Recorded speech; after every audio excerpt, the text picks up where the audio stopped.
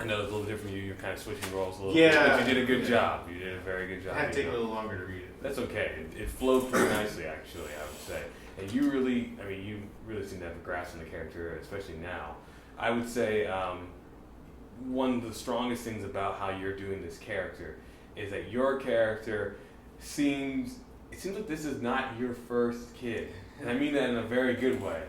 This is like, you probably got a kid that's slightly older, you've done this before, and you just run all the rest. Like, if this was a larger story expanding, I believe that your character would be the one that every mom wants to be friends with. Every mom wants to get the approval with. You have this sense of authority with the way you talk about it, and I like it. I would say keep that, grow on that, and like chew on that more as the character progresses when you shoot this for recording, because I think that's going to play very strongly. I think the more power you hold in the conversation, the better.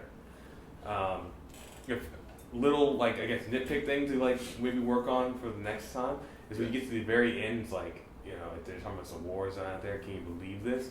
Kind of relax a little, drop the shoulders down, be like, you know, like, hey, come in, man, can you believe this? Like, it's now you're kind of like in this moment, you've bonded over this, and now you know what? Even though we were just being really catty with each other right then, you're cool. You're cool. You're good people. Okay. You hate ice cream just like I do.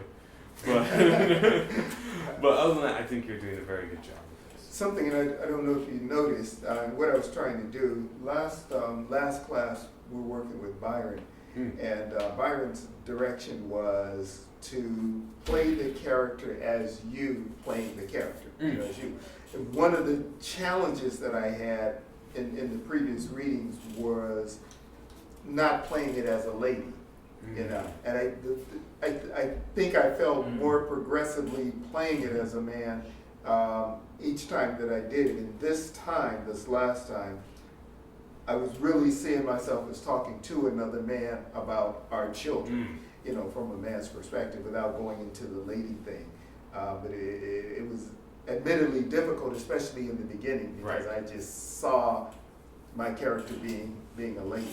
Well, I think it worked. I think that was good advice from Brian. I think that I definitely noticed a big difference between now and the first one you did, because you did own it more.